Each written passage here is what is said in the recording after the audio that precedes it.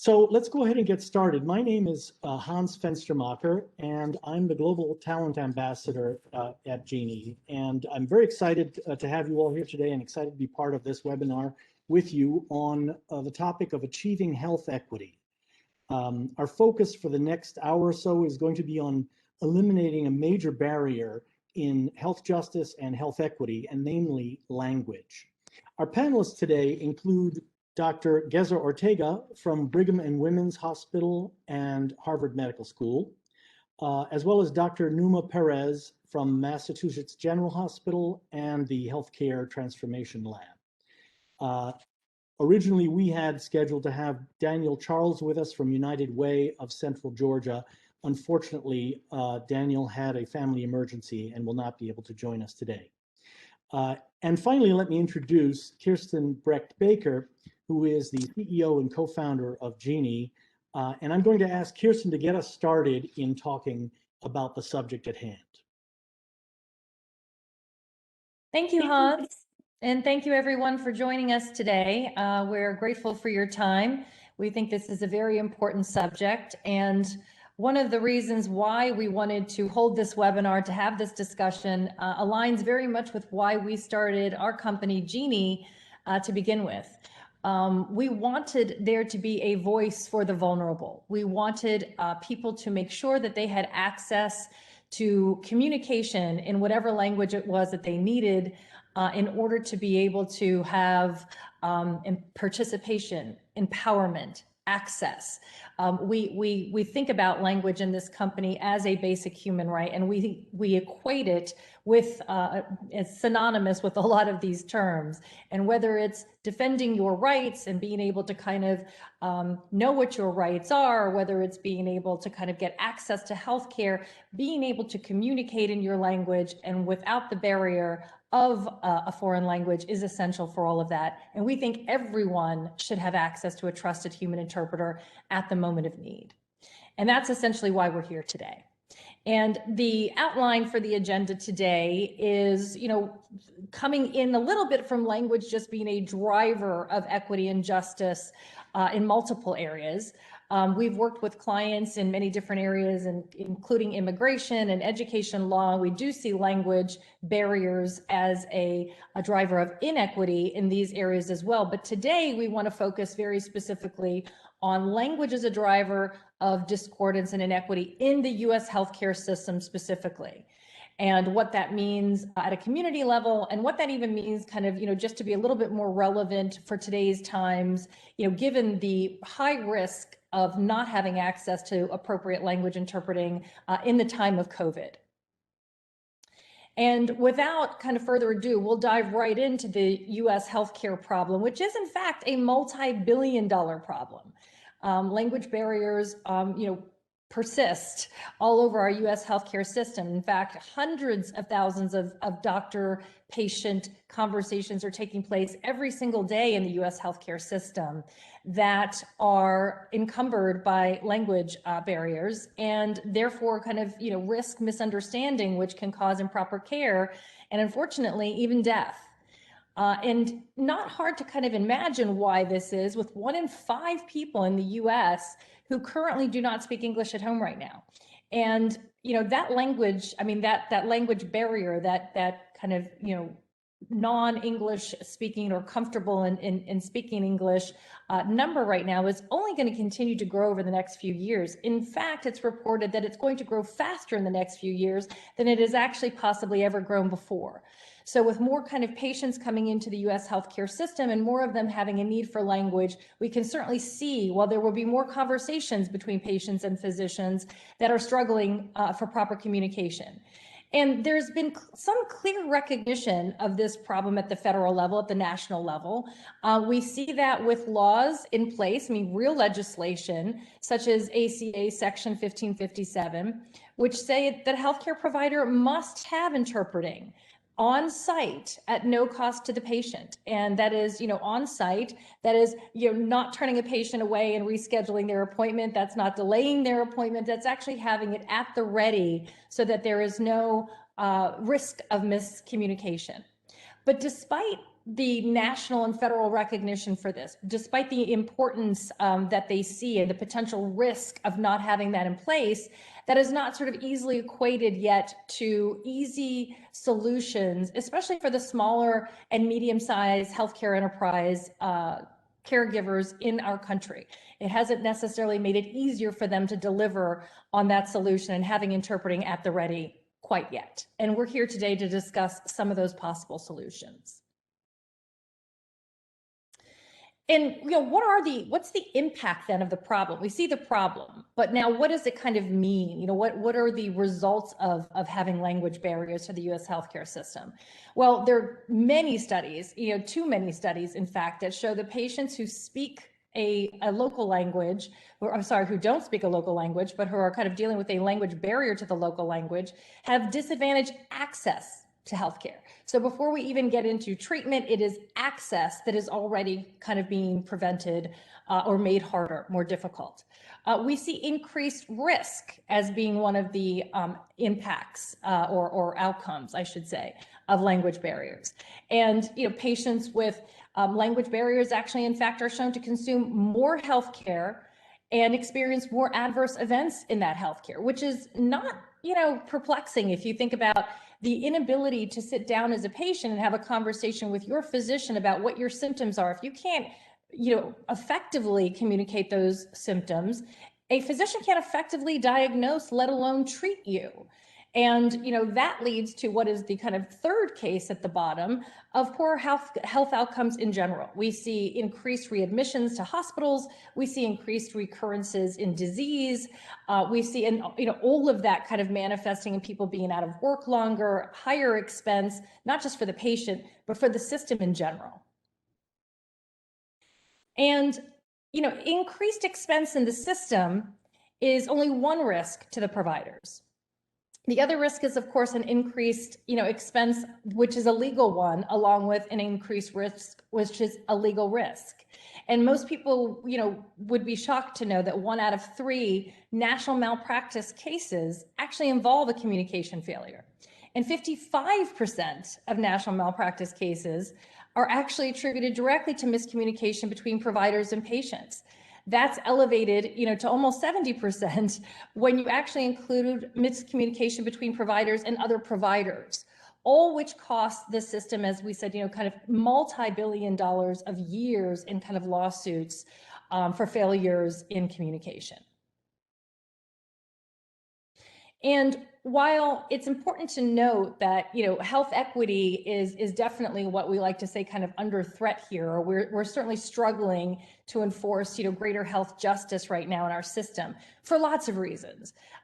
Reasons which are systemic and deep-rooted, and most of which will take this country a long time to sort of focus on with great intention to figure out.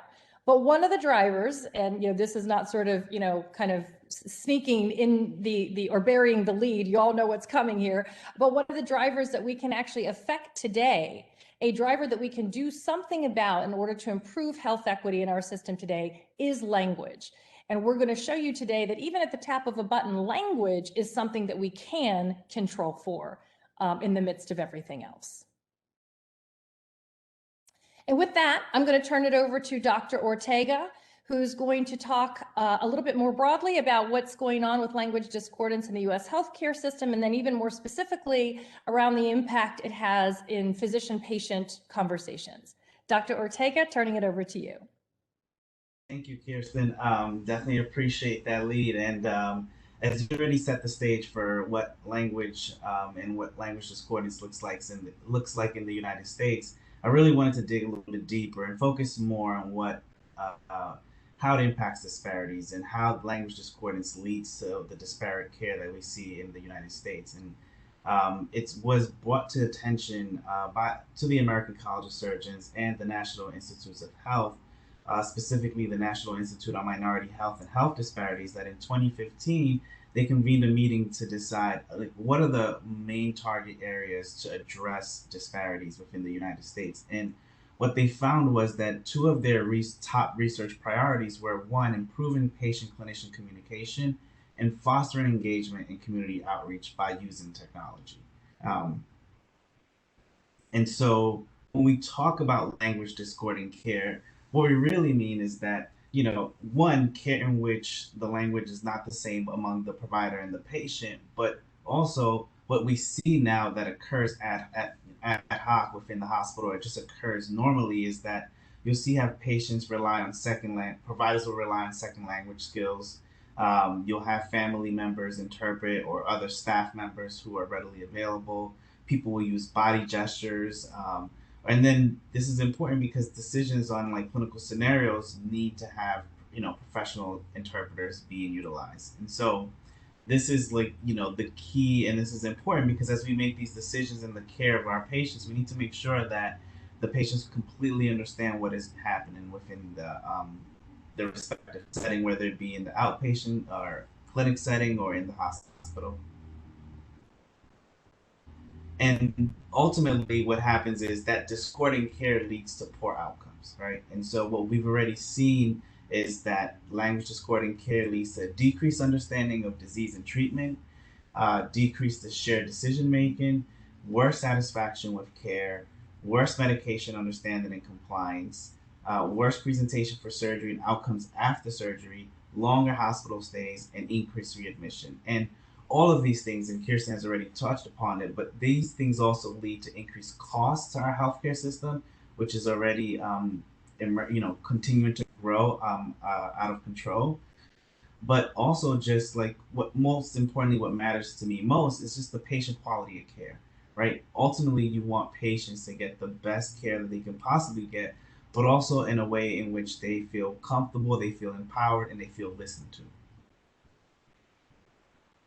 And so I talked a little bit about the impact on outcomes and access, but also, how does this impact patients directly, right? And we know that having language access leads to better patient experiences, right? It leads to increased access to healthcare. Patients feel heard and understood. There's a raised literacy regarding the condition. They trust the diagnosis and the treatment. There's increased safety. There's like an opportunity to stick or adhere to the treatment plan, and there's reduced admissions and recurrences, and then ultimately less time out of work. I'll share a quick anecdote, and I've had multiple instances where I'm, working with a patient, and I had a patient who was much older, but felt a little bit disempowered and just kind of like just felt out of it because they had to have a very young family member come and translate for them because they could not have an interpreter there. They spoke a language that wasn't commonly available, readily available within the institution. And so, although they felt comfortable having that family member in the room, they felt a little, kind of like vulnerable, right? In a way that like, why as a, I'm an intelligent adult and I understand what's happening. I just don't know this language. I just don't speak English, but I can figure things out if I knew how to communicate with you. And so it is a very empowering, uplifting experience when a patient can communicate with their providers in the same language. And ultimately, interpreters help, right? Studies have demonstrated that they lead to better clinical outcomes. Medical interpreters can also be used as cultural brokers, which is key because sometimes part of language is also body language, right? The nuances, and sometimes there are unique things that are pertinent to our respective cultures that sometimes doesn't come across, and having that interpreter there will help us communicate that.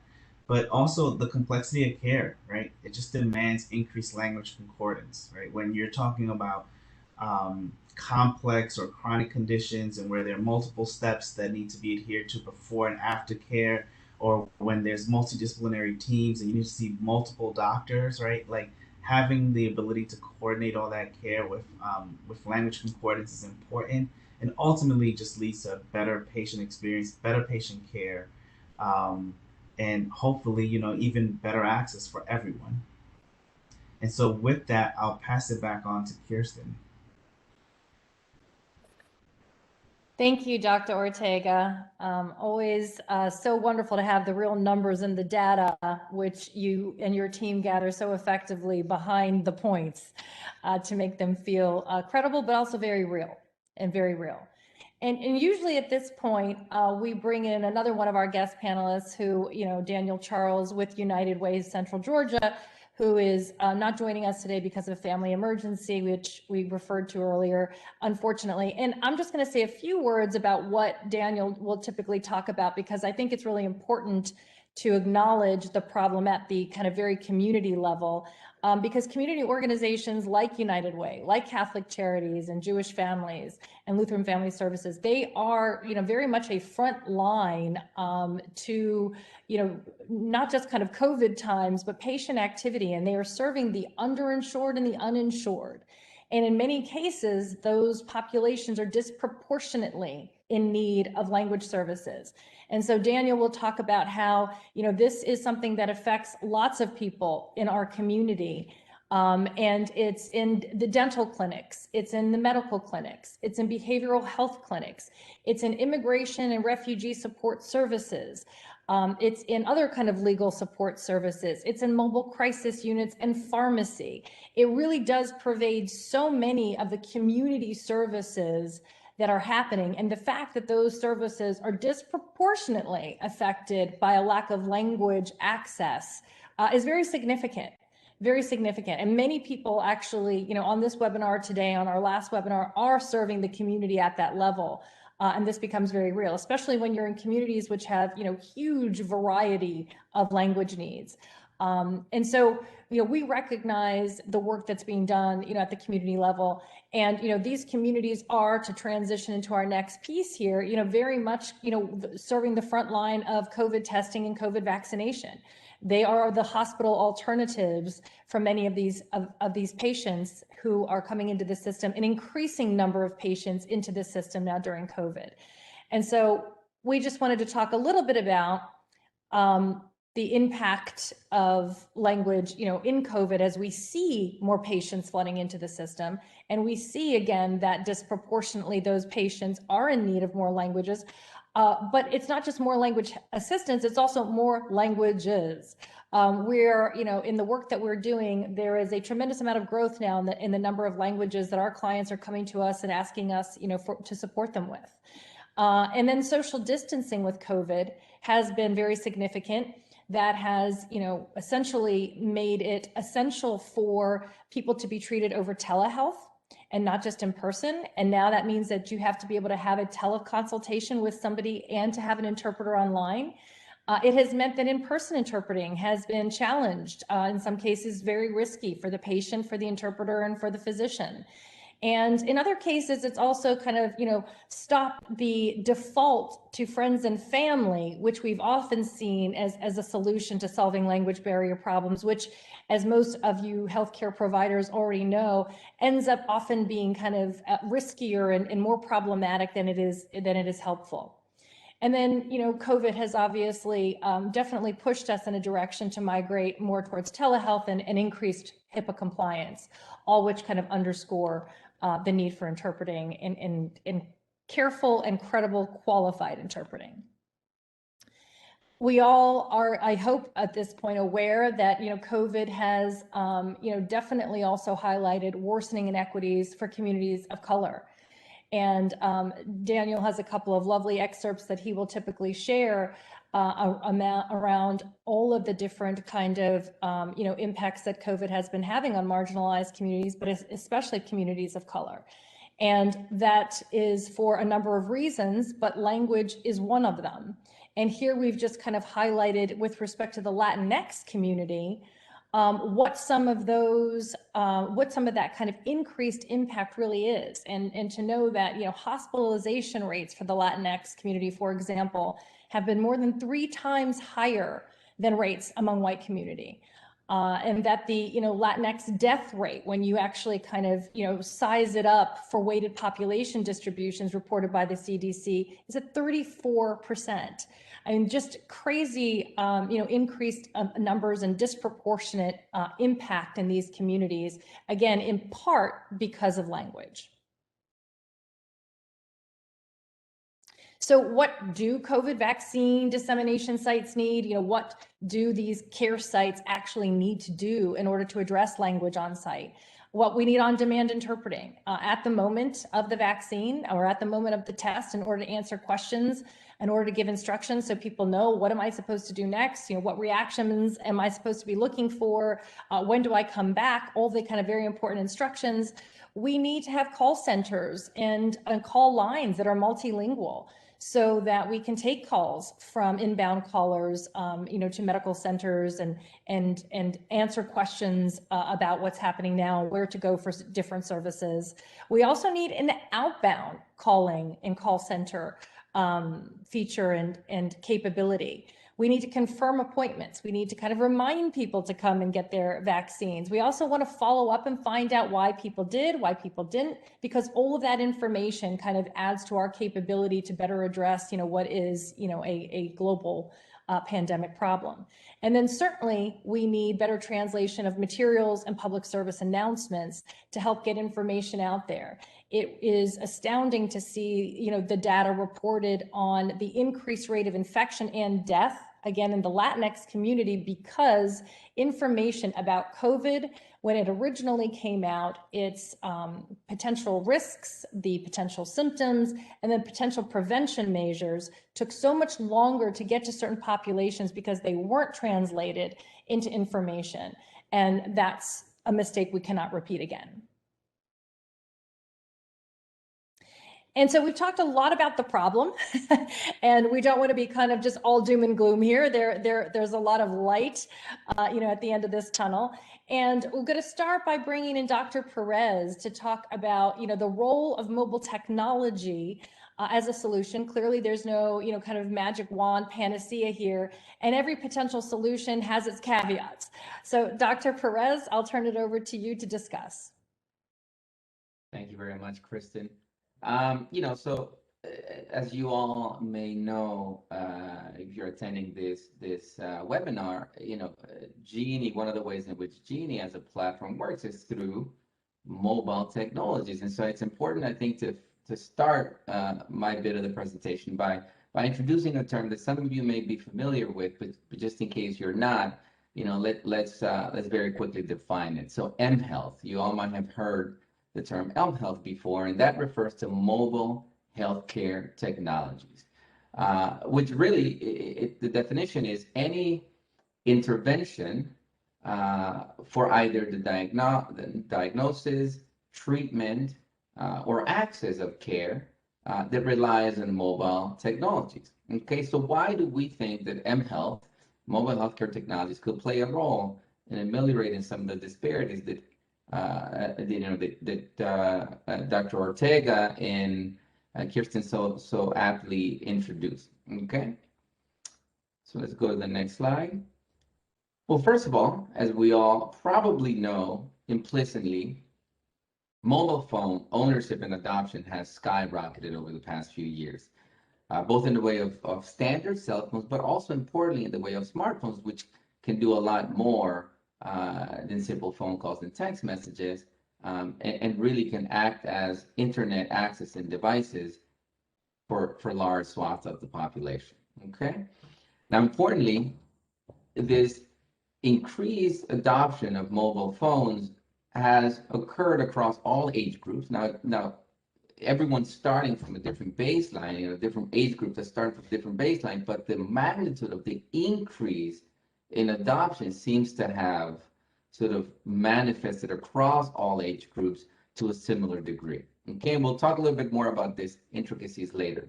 Now, importantly, this increase in adoption of mobile phones and mobile technologies have also occurred equally across different races and different ethnic groups.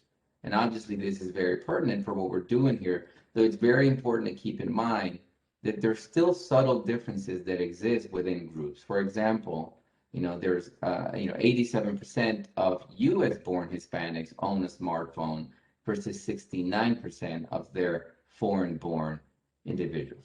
Okay, so these differences in mind, we can think of mobile technologies being very important specifically for those non-white populations. It is known that non-white populations, that racial and ethnic minorities, are more likely to rely on mobile phones, on smartphones, to access the internet and to seek information, for example, about their health conditions. Okay. You can go to the next slide there. Importantly, we've all probably heard the term the digital divide. There's been long-standing disparities when it comes to accessing of technology, when it comes to the internet access that, to a great extent, were due to disparities in access to broadband. Okay, both broadband service as well as broadband hardware to access broadband internet. Okay, and smartphone and mobile technologies and mobile internet access have decreased, if not eliminated, some of these pre-existing disparities. You can see there how the disparity by race, by education, by income, and even by urbanicity have been either eliminated or decreased.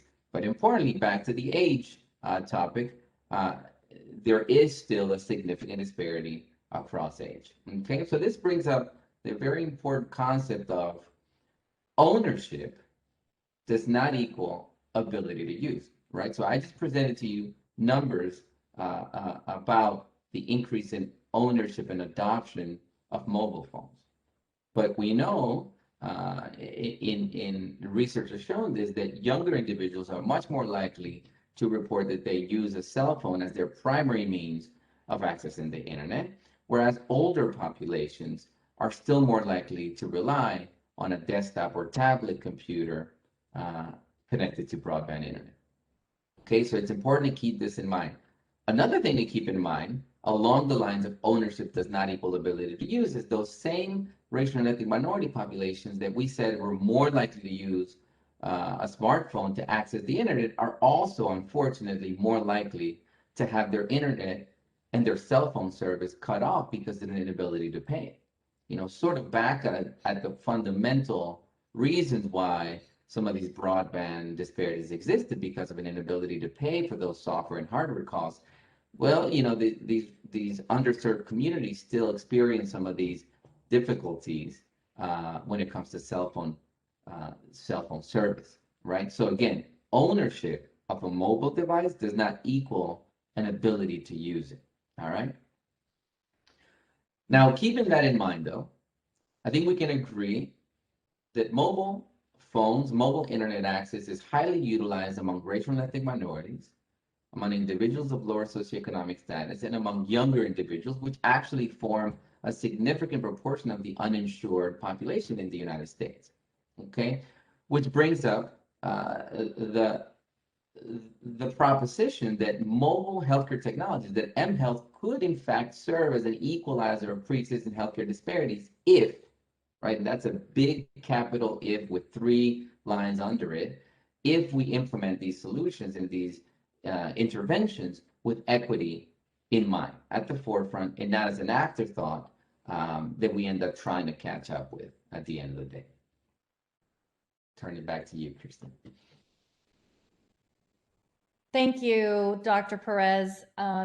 Very, very interesting. And, my takeaway there is mostly hopeful, which is, the prevalence of information now going through mobile technology, the access to information, people being able to kind of get information wherever they are, whenever they need it, and to be able to do something about it, is highly hopeful that can, serve underserved communities more effectively. But I understand that, there are segments within those underserved communities, such as, older segments, or more senior segments, that don't necessarily, just because they have the devices, they're not necessarily using them and accessing them. And I think that gets to, kind of a very significant point, which, we're obviously trying to emphasize here today, which is that we can't always rely on the patient to be able to have access to their own interpreting resources. Healthcare providers need to be able to kind of present those interpreting options and access to language on site, not just because it's the law, but because it's a responsibility. And we can't, as you were just saying, Dr. Perez, we can't know that patients will have it, although we're very kind of thrilled to see that the access to language through mobile technology may be more prevalent in underserved markets as we go forward.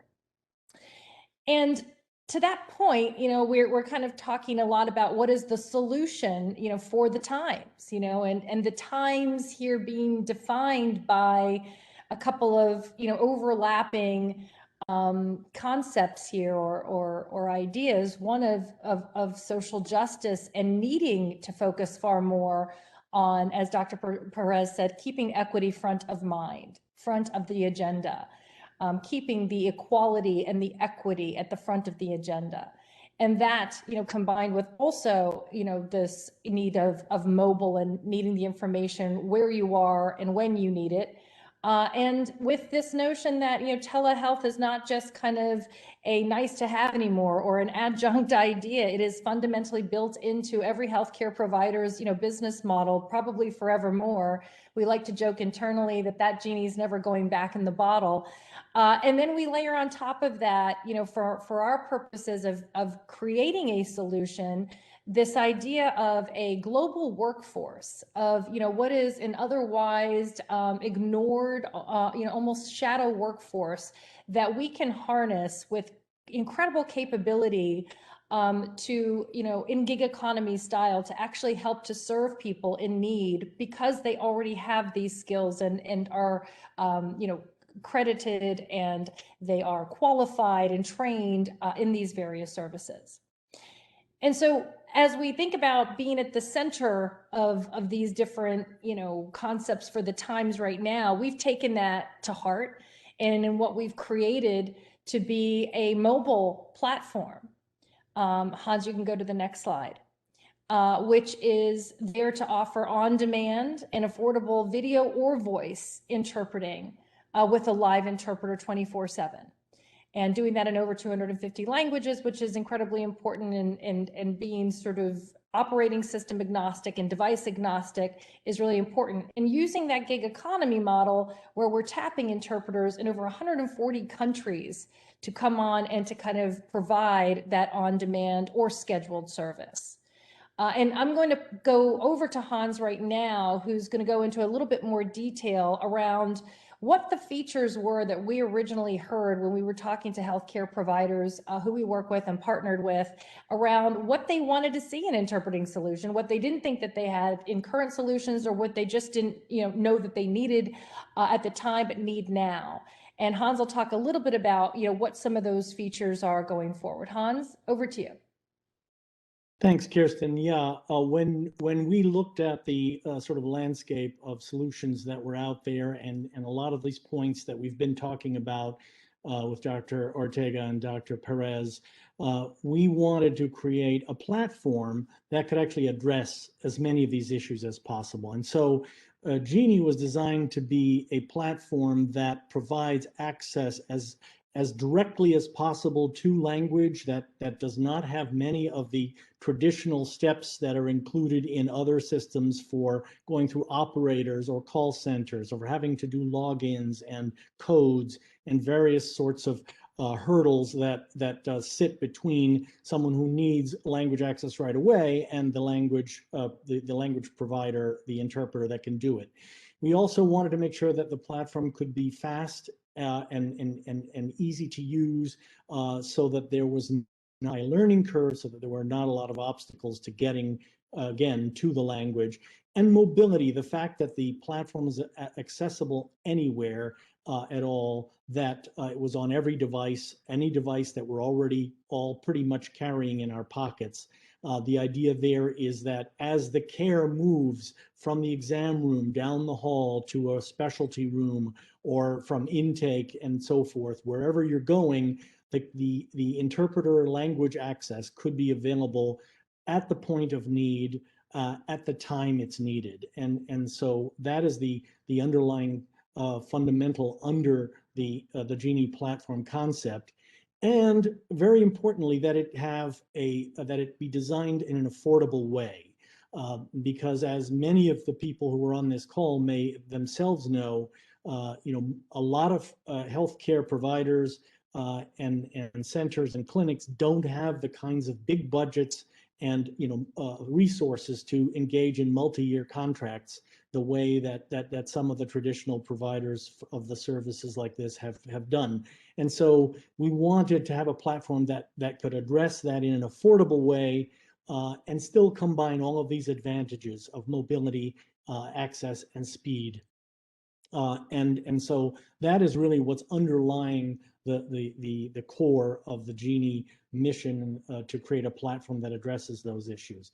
And as you'll see here in this video that we've put together quickly for you, the platform is super simple to use. It's easy, it's fully compliant, and it gets you to an interpreter very, very quickly. Within 60 seconds, you're reaching an interpreter, but our typical response time is actually much lower than that. It's closer to 12 seconds. So there's very little time that elapses between when the care or when the need for the language is identified and when the care can then be provided with the language assistance. And again, on devices that are already in existence, that don't have to be purchased extra, that don't have to be budgeted for separately. So this is the notion that's behind Jeenie, and as you can see from some of the reactions that we've given you here on this slide from our customers, the ease of use and accessibility of Jeenie is first and foremost, and it has now given many healthcare providers the opportunity and the ability to actually bridge this language divide and to actually serve their patients for creating better outcomes going forward. And so ultimately, the mission behind Jeenie is not just to create a technology platform, but to actually create a platform that can help in as many areas as possible, because we're fundamentally driven by all of us at Jeenie by the mission to further health equity, to drive better health outcomes forward, and we want to do our part at all the various places that we can. And so we see Jeenie as fundamental to places like vaccine dissemination centers. We're a critical part of community clinics and FQHCs, which of course again are addressing so many of these vulnerable populations, where we hope to provide a resource of support. We're working with a lot of behavioral health agencies. As we know, during COVID times, behavioral health has become more important and more predominantly problematic during these times. And so we see a lot of need there that we hope we can help address. We're seeing increased need at the border, the U.S. border with Mexico, for shelters and clinics there. We all know that problem is growing in size and importance and severity, and we want Jeenie to be able to participate in solving that as well. And we're also looking at school counseling centers where, again, we're able to sort of be right at the point of care when children and young people need assistance or their families, and they need the language access to be able to bridge that divide. And also in mobile crisis units, this is an increasing need as well, where families at home need assistance, and the mobility factor there is a critical piece of that ability to have language right there at the local point of the family's home. And so basically, what I'd like to finish with is to share with you a few stories from actual real life that we have seen in Jeenie, and frame it in a way that makes this quite real. We have seen a 24-hour period where we see, and it's very heartwarming in a way to see the real impact that language access can provide. We're helping give COVID vaccinations at mass dissemination centers in cities in 10 languages. We're assisting a school counseling and a school clinic with helping provide mental health counseling for a Korean-speaking teenager. One of the most interesting stories is a Quiche-speaking woman from Guatemala who had her first ever OBGYN appointment in her life with a Jeenie interpreter, and not 12 hours later was then ended up having a premature labor and going into premature labor with her child, again with the support of an interpreter, or being able to assist in a telehealth kind of context for a counseling center conducting consultation sessions with a deaf father who had a hearing daughter, and their relationship was very strained. And so having an ASL interpreter help sort of bridge that communication gap, was very impactful and heartwarming to see. Or the Haitian Creole woman who was having had a cancer diagnosis and had her first chemotherapy session, and the interpreter was able to help make that sort of information and that news, more sort of help her receive that news in a better way. So as you can see, there are a lot of these sort of cases that happen across a broad spectrum of healthcare, and the language is a vital piece of creating the better outcome and the better results, both for the provider and the patient. So I want to thank everyone. I'll leave these stories here for a moment in case you would like to look through them further. But I want to thank everyone for your participation and see if there are any questions that we can answer from the chat. I know there have been some chat going on, and hopefully our team has been able to address questions as they've come up. But if anyone has any questions that they would like us to address, particularly if Drs. Ortega and Perez can address, we're very happy to take a few minutes to do that. And I don't know if our team has any questions they feel that we should highlight for the group. Please please let me know or chime in, and we can have that conversation here. Yes, Hans, there was a question during Dr. Ortega's presentation asking about the concept of a cultural broker, what exactly that means. Okay, Dr. Ortega, would you like to address that? Yeah, absolutely. Thanks. And I'll start off by saying like language and culture are two things that are tied but not synonymous. And we know that like language is a part of our culture. And what we've noticed is that there are certain aspects of our culture that I look at it like, even if I put into Google Translate, in my country we have a phrase in which we say like crossing the Niagara Falls in a bicycle. And if I were to translate that in Spanish directly to English, that's what you would get. But the phrase just means that it's something very difficult or challenging to do. And sometimes like understanding the culture provides having an interpreter that understands that they could serve as a cultural broker, right? They can kind of make that extra step in interpretation that you don't get with like just a non-live person interpreter. The other is sometimes I remember just telling my patients, regreso ahorita, and where I'm from, like ahorita, for me means later. But when I was talking to my Central American patients, ahorita means now. And so even though we're using the same exact word and the same exact, we're both speaking Spanish, it's still, there are cultural nuances that exist that sometimes interpreters can help us broker. And so that's what I mean when I use the term cultural broker. Sure, and I would just add to that not all languages are sort of equal in that regard. There are many languages where cultural nuance and cultural sort of flavorings are almost more important than the actual words, and we know that's true with certain indigenous languages in Central America, for example, or other languages where the cultural aspect is absolutely critical, and so it's not just about words being somehow translated, but the culture being transmitted as well.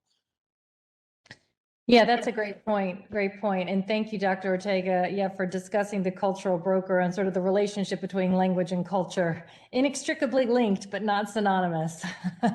One of the questions also in the chat was around if a community clinic has 3 different devices, could they be simultaneously interpreting different languages? And, you know, certainly if you're using the Jeenie system, if you're on a phone or a tablet or a computer, you can have as many different users on at one time, and you can all be, you know, obviously using different languages, assuming that you're in different conversations with different patients with different needs. So that's certainly feasible. We'd love to hear more about any of your use cases, by the way, in the chat, where you've seen language kind of be a big problem for you and your staff and your team, some of the impacts of that. In fact, I don't know, Dr. Ortega, Dr. Perez, would you like to kind of, you know, just sort of discuss a use case where you've seen the impact of language kind of in real time in the work that you're doing?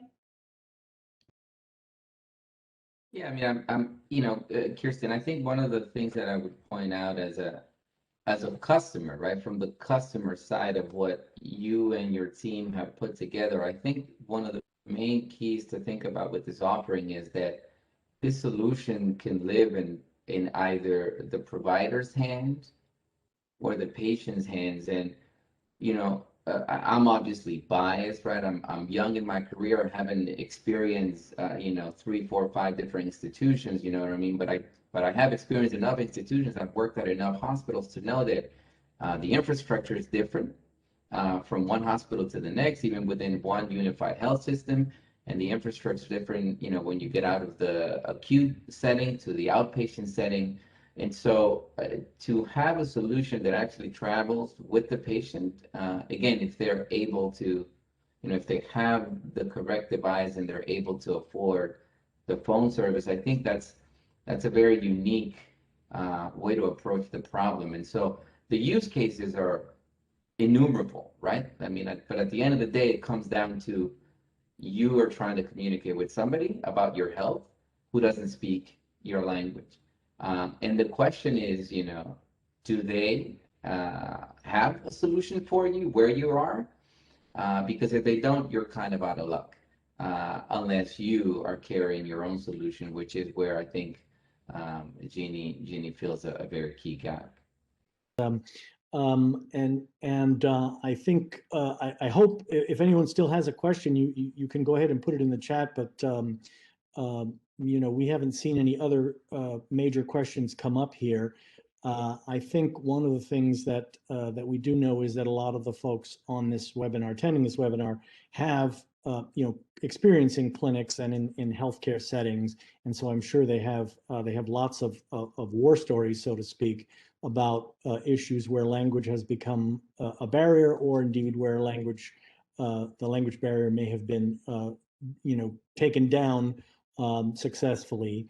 And that you know, ultimately, I think is the role that we all want to play here. We're really targeting the end result here, which is the better health outcome for the patient, the better experience for the patient and the provider, you know, and ultimately contributing to an increase in the sort of health equity and health fairness in the system.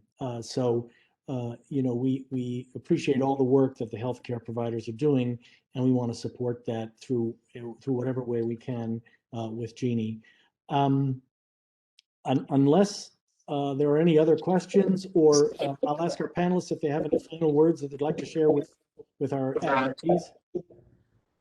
Thank you. I will just say that, you know, I think providing language concording care is just key to improving health outcomes. I just think that you know, we have to do our best to provide interpreter services in all scenarios. You know, when we can, in so many different settings. I know today we're just focusing on health, but it is a big aspect of just providing equitable care. Yeah, I would kind of second, you know, what Dr. Ortega is saying. And, you know, we've seen, you know, even outside of healthcare, but, you know, social services, education, law, assistance at the border, which is often related to healthcare or involving healthcare, all really kind of, you know, fundamental and all areas which present a potential danger for excluding others who don't have, you know, the ability to communicate. So that's important. I would also say that, interpreting, it doesn't always have to be expensive. We were on a demo even right before this webinar today, where we have a lot of, free and charitable clinics that we work with, a lot of FQHCs that we work with, who, understand the problem. They understand how critical it is. They want to solve the problem, but there's this issue of, where is the expense? Where does that fall, and who kind of picks it up? And, we are hearing some rumoring about legislation being drafted right now under the new administration, which could potentially reimburse, health interpreting costs, especially as it relates to healthcare, especially telehealth, in its entirety. We'll kind of see, how that evolves over time. But we're also kind of very actively looking for funding that can help subsidize interpreting costs for nonprofits, for community organizations who are already dependent upon people, kind of donating funds for that. So, don't hesitate to contact us. If we have the ability to help, we certainly will. Great, thank you, Kirsten. And I want to thank our panelists, Dr. Gezzer Ortega and Dr. Numa Perez, for their brilliant insights into this issue and some of the solutions that are available. We would be very happy to be in touch with any of our attendees. If you'd like to reach us, here are our emails. You can always reach out to us anytime. And we will provide a link to the recording shortly after this webinar is concluded. I thank you all for attending. I want to thank our ASL interpreter for her work during this past hour. And let's all go out there and leave the world a better place.